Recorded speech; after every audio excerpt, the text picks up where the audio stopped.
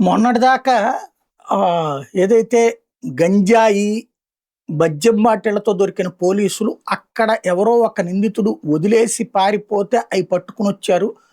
Accident పొరపాటున జరిగింది తప్ప అది నడుపుతున్నోళ్ళు ఎవరు మద్యం సేవించి లేరు అంటూ డీఎస్పీ చెప్పటం, పోలీసులంతా అదే చెప్పినటువంటి నేపథ్యంలో ప్రజలు అక్కడ మాత్రం లేదు ఆళ్ళు తాగి తందనాలాడుతున్నారు. అక్కడ ఉన్నటువంటి ఒక హాల్‌లో ఫంక్షన్‌లో పాల్గొన్నారు. వీళ్ళందరూ కలిసి అక్కడ డాన్సులేశారు. మద్యం సేవించి వచ్చారు.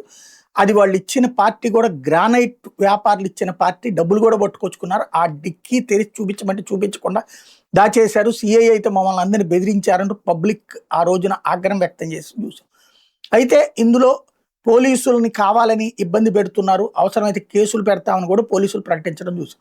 కానీ దీని మీద దర్యాప్తు చేసిన ఎస్పీ సొంత శాఖ వాళ్లే తప్పు చేశారని నిర్ధారించడంతో ఇప్పుడు యాక్షన్ తీసుకోవడం జరిగింది. రాష్ట్రంలో సంచలనం సృష్టించిన పోలీసుల కారులో గంజాయి మద్యం లభించిన ఘటనలో ఎట్టకేలకు పోలీసు ఉన్నతాధికారులు క్రమశిక్షణ చర్యలు చేపట్టారు. గంజాయి దొరికిన కారులో ఉన్న ఒక ఎస్ఐని వీఆర్కి పంపారు. మరో ఎస్ఐకి ఛార్జ్ మెమో ఇచ్చారు. ఒక సీఐకి ఛార్జ్ మెమో, డీఎస్పీకి షోకాజ్ నోటీస్ జారీ చేశారు.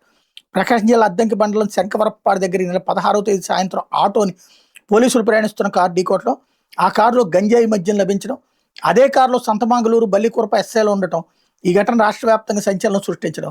దీని మీద సాక్షితో పాటుగా అక్కడ స్థానికులు ఆందోళన చేసుకొచ్చారు. సాక్షిలో వరుస కథనాలు వేశారు. నేపథ్యంలో గురువారం గుంటూరు రేంజ్ ఐజీ సర్వశ్రేష్ఠ త్రిపాఠి, ప్రకాశం జిల్లా SP Harshavardhan Raju Santhamagaluru police circle కార్యాలయానికి చేరుకుని విచారించారు. ఆ తర్వాత శుక్రవారం సంతమాగలూరు ఎస్ఐ రాఘమల్లేశ్వరరావుని గుంటూరు రేంజ్ వీఆర్కి పంపించారు. ఆ తర్వాత బల్లికురప ఎస్ఐ నాగరాజు, సంతమాగలూరు సిఐ శేషగిరిరావుకి ఛార్జ్ మెమో ఇచ్చారు. దర్శి ఎస్పీ బాలమురళీకృష్ణకి షోకాజ్ నోటీస్ ఇచ్చారు.